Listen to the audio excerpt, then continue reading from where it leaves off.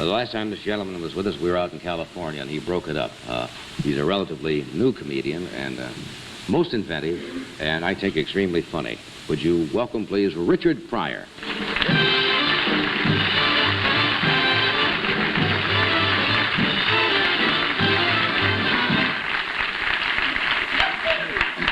Thank you, thank you. I'm happy to be in show business, and I am. I started in show business in 1946. Maybe some of you read about it. I was in a play called Rumpelstiltskin. I was the wind. I run across stage. You know, I had a little uniform. Run across stage, go. Did a little encore. It was well. It was exciting. I'd like to do it for you, since you weren't there, and maybe you might remember. I was the wind, like I said before, and it was exciting, you know, because the parents came and I never saw them before. And it was lovely, you know. Because, where are your parents? I waved at them, and we had let me see, like a guy, Mr. Conrad was the principal of the school. He was in charge. Nobody liked him because he wouldn't let you go to the little boys' room, you know. Pretend like he didn't see you, you know, right? You know what I mean? When you raise your hand, they nut on you. You know, right? And you can hear your friends, Betty don't make it. So, and he was excited, you know, 'cause it was like show business for him, right? To introduce all the kiddies. And he came out and he gave, you know, the kind of speeches they give, you know. Well, good evening, parents, and glad you came to Irving School for this evening's activities. And we've been working with the little kiddies a couple of weeks, preparing them for this evening's festivities. And you're really going to enjoy them. I worked with them 2 weeks. I couldn't work with them 3. I had to go to Cleveland for the teachers' convention. However, had I been here, I would have worked with them the complete 3 weeks. But Miss Williams did work with them the 1 week, and I would have worked with them the complete 3, but I wasn't here. Anyway, I'm going to introduce the little kiddies to you from left to right, and you'll probably recognize them. They're yours. And little kiddies will come right out here and introduce themselves to you, and I hope you enjoy the show. Come on, little kiddies. Harvey Frunk. Mary Sue Ellen Smith.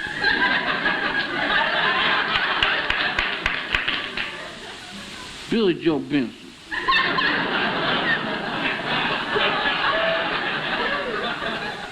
Herbert Emmett.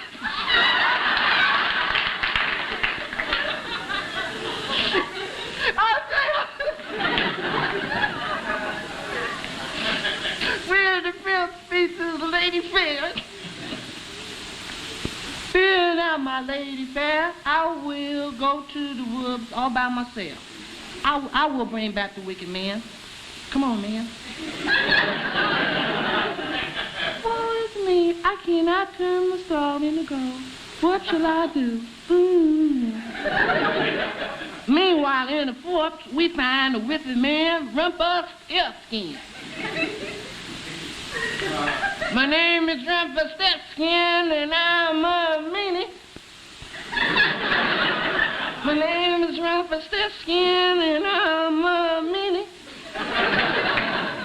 My name is Rumpelstiltskin, and I'm a meanie.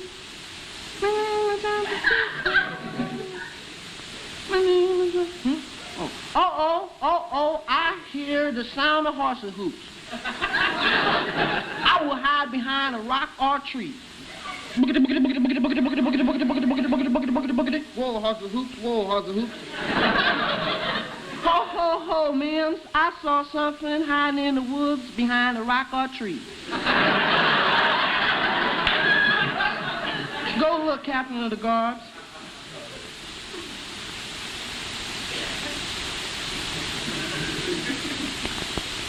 You did not see anything, Prince. It must have been a menage.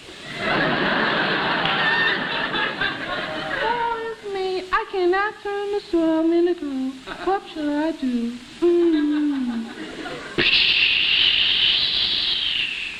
Fear not, my lady fair. I'm the fairy godmother. I've come to... Fear not, my lady fair. I'm the fairy godfather. All you have to do is say hocus pocus abracadabra. Rumpelstiltskin will vanish from the land forever. Bye. Bye, Harvey.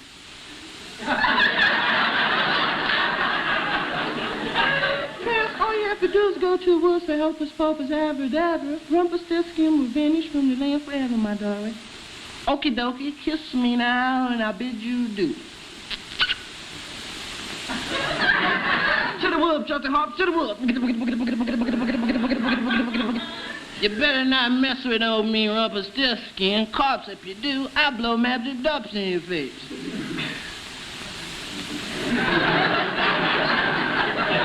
You know what I mean? Whoa, Justin Hop, whoa, Justin Hop. Ho, ho, ho, Rumpelstiltskin. Hocus pocus abracadabra. Vanish from the land forever.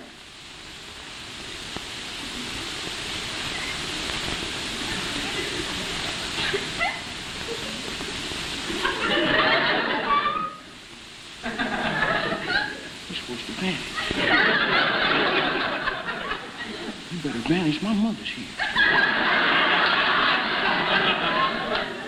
He has vanished from the land forever, my darling. We will live in happy, happy land. I love you.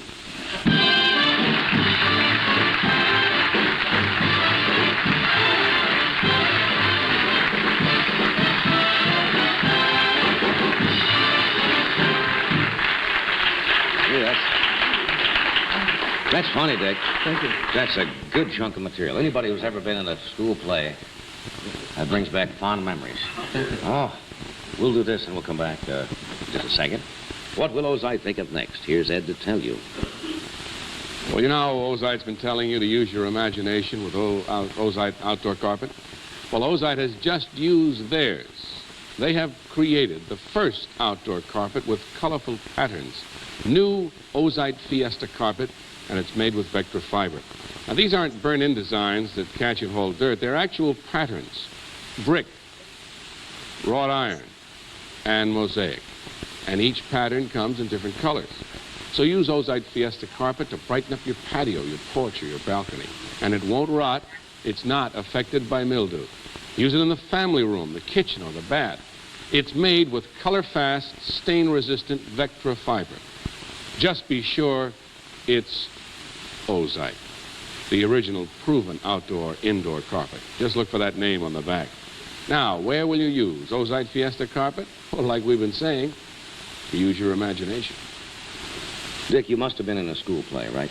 Yeah, I was, To do that, you'd have to be in one sooner or later. Rumpelstiltskin. You- It was at the Carver Community Center, actually. You know, they used to have that in the neighborhood to keep you off the streets. You know, they... Get you involved in dramatics? Yeah. You were in school plays, had to be. Mm-hmm. I talked about this in the show. Remember when my first... Tell them what your first role was. I played in the second grade. I played a bumblebee. And what was your responsibility? Well, I wanted... My mother made this big costume. It was yellow and black stripes. That's nice for a bumblebee. Yes, and I had these wings. These big, gauze? Is that the right word? These big gauze wings. And I came in through the door, and the wings got hung up on the door. And I walked out of my wings. You know, which did not help the play at all. No. Weren't you ever in a play? Sure. What'd you play? I told you I played a Dutch boy with my little wooden shoes. I had to do my dance and so forth. Here. The worst thing I had to do, at the junior high school, I had to read the class poem. Now, that's murder. Can you know remember those? it? Sure. There's one of those blue suits that picked up everything, you know. You remember the poem? Sure. You're putting them on. No. How did it go? Let me but do my work from day to day, in field or forest, at my desk or loom, in roaring marketplace or tranquil room. That's sweet.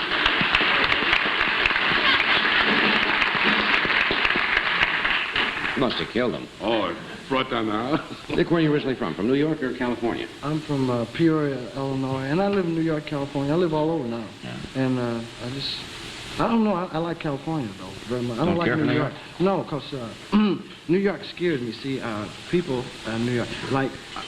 Let me know in the comments, where's your family originally from?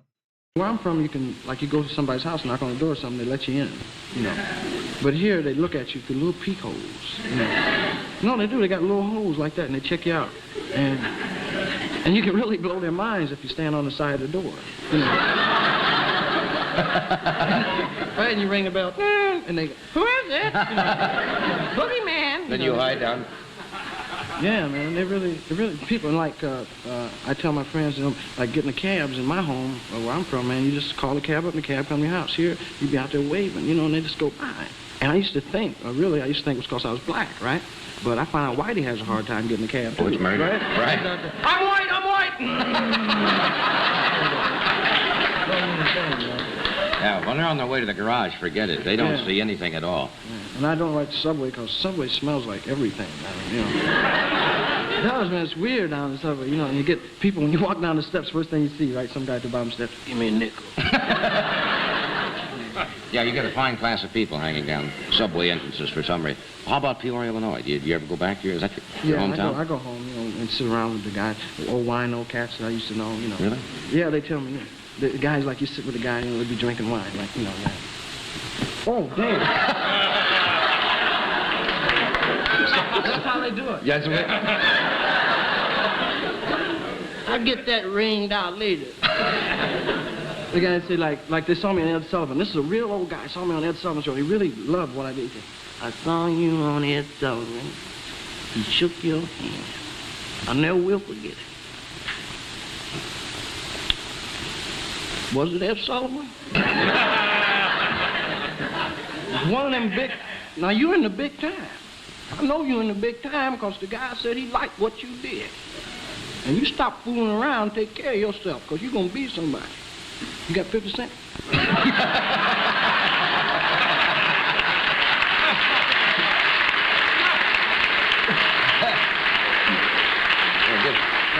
Thank you, man. Gee, that's funny. Yeah, man. We have like, I used to hang out with a gang, man. You know, we called ourselves like the hippie dippies. You know, not really hippie dippy, you know, it was like leather jackets and stuff like that, leather pants, leather hair, you know. We used to get our hair straight, processed hair, you know, and made us look Puerto Rican. It's right, 'cause it's easier in the Midwest, man, because the guy, I didn't know you were Spanish, come on in. CC. So, See, I think I come in, yeah. So, man, we used to do this thing. The cops, see, the thing is, like, you're trying to have games with the cops because there's nothing to do in a small town but play with the police. And the police don't hurt you. In a small town, they don't hurt you, you know, because they don't know much about hurting. But they know how, you know, they hit you a little bit, you know. And they used to come around and tell the guys to get off the corner, right? Say, the cop would come and say, I want this corner in 5 minutes, fellas. I want you off of it, you understand? And he'd leave, and while he was gone, everybody would sell wolf tickets, right? You know, I ain't going no place, you dig? Cop gonna make me move. I pay taxes, you understand? And I'm gonna stay here all day, and I mean that. If I didn't have to go to work, I really would.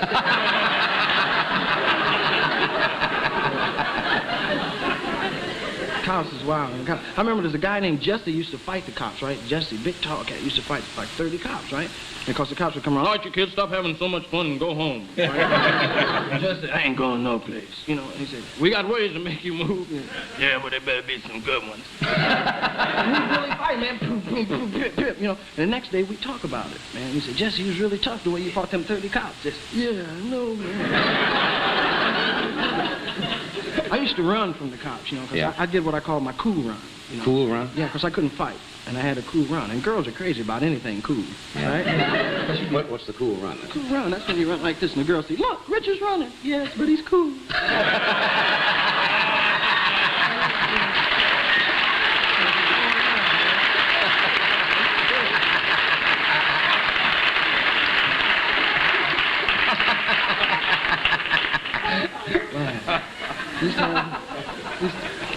There was a guy. Let me see. What was it? You ever go to see any of those big time guys that heal people? Oh, the faith healers, you mean? Yeah. I mean, my grandmother used to have arthritis, you know, because it was big in the 50s, and she had, you know, and you know, she used to go to this guy, and the guy used to pray on her. It was really neat, right? You know, let your money follow.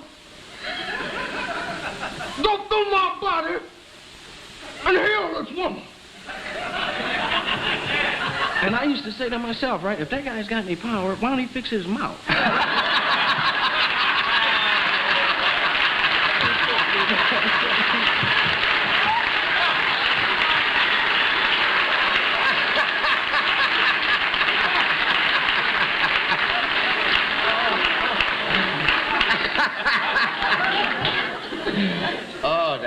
Really? Oh. Peoria, Illinois, huh? How do your buddies take your new fame? Oh, man, they just love me, man. I go home and they really love me because the guys, you know, say, man, they're really happy for me, you know. They're happy. They say, man, we never thought you'd be nothing, man. No, and they really say, man, they're happy for me, man. That's great. I wasn't the hero of the group, you know, and they're really glad that I make it, you know. Yeah. You're not married, are you? Yes, I'm married. You are? I don't Yeah. think we ever talked about it. Yeah, I'm married. I got my wife, Shelly. Hello, baby.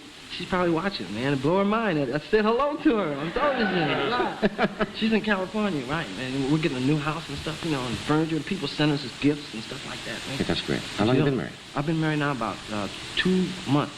Oh, you're brand new to that. Yeah. Well, the first time you were on the show, you weren't married then, were you? No, I was living with a girl. So.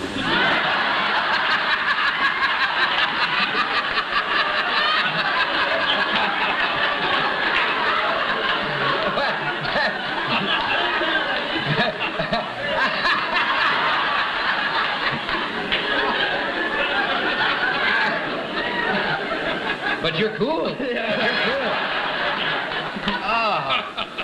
Oh, gee, that's a nice, honest appraisal. I mean, you know, lots of people do it. You're just one of the first ones I know that admitted it came out and admitted it coast to coast. Oh, me. You're going to plan on a family? Yeah, I don't plan a family. You know, it just happens, man. You just let it happen. I'm so happy. I found a woman. You know what it's like to be, man, women can make you feel so real, man. Because I never enjoyed myself, man, in all my life. So I met this woman. She made me find out things about myself I didn't know that were pretty, man. And I love you. Yeah, that's great. Well, they say success is no good if you don't have somebody to share it with. Yeah, I guess with yourself, it doesn't mean Failure's the gas with somebody, too. Anything.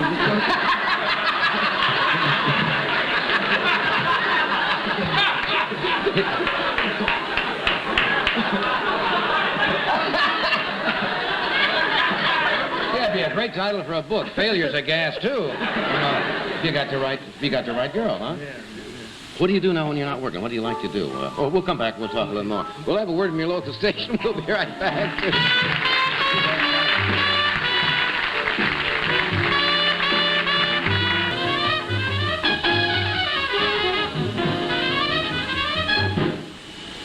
Oh, that band is swinging, isn't it? Yeah. That band. Do you play any musical instruments at all? I beat on the drums, Do you? and I blow on the trumpet, but I don't play anything. Yeah. We were talking a little bit about Las Vegas. You played Las Mr. Vegas. Clark Terry in your band is beautiful. He's got a thing I really love very much. I just want to tell you, called Mumbles. Mumbles? Did you Sure. know Oscar Peterson do? Right? Right? Yeah, about a Mumbles. It's beautiful. Wow, that's just beautiful, man. Yeah, great. That's beautiful. Wow. Yeah, I got to tell you. Oh, sorry, I just wanted to tell you, man. No. You know what's great about you? You're so honest. You say things, you know. Not really honest, though. Really? No. I'm nice. You know, I'm nice, but I'm not honest. You know. If the chips are down, you shade it a little I bit. cop out. How about we were talking a little bit about Las Vegas, which is you've worked out there, which is a strange town, isn't it? Strange. It's strange. You know what I like? I was working at the Sands Hotel, right? And I read Sammy Davis' book called Yes, I Can. And he had something in there about he took $1,000 down, he would go down and gamble, and if he'd win, he'd give people $100 tips. So I drew some money, man. I drew $1,000, right? And I went down to play some craps and I lost. So I drew another $1,000, and by the time it was over, the guy gave me a bill when I finished my job there for $1,200. So I ended up owing him $1,200, you know. So I said, wow, I ain't gonna gamble no more. Because I watched the guys that would take $1,000. $1,000 on 8, please. And they smoked the cigars and they looked cool, man. And I found out that people have a method of just to be cool, because they really go to their room and get sick after they lose their money, man. Right? But they just look cool. And you see people walking around looking for money on the floor, right? You know, it's a wild thing, man. No, I'm serious. You know, I get a great impulse when I'm in Vegas, man. I want to strip naked, man, and run through the casino nude. You know what I mean? Jump on the 21 table and yell, blackjack. You know.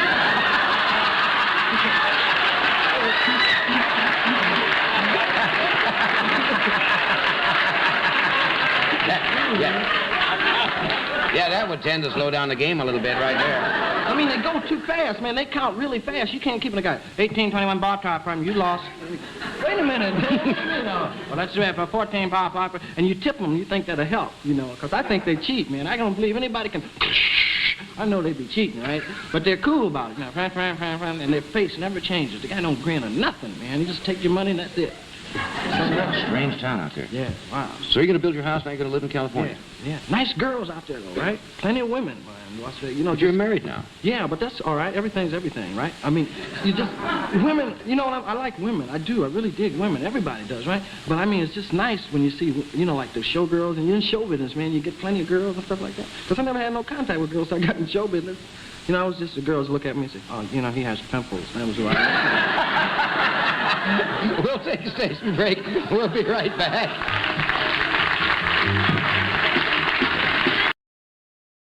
This video raises questions, and I need for you to be extremely honest in the comments when answering them. And just so you know, I have 2 questions. Number 1, do you consider yourself to be a fan of Richard Pryor's? And number 2, can you please explain one of your favorite Richard Pryor jokes in the comments? Now, please be honest in the comments when answering these questions. Share this video with anyone you deem necessary. And don't forget to like and subscribe to the channel.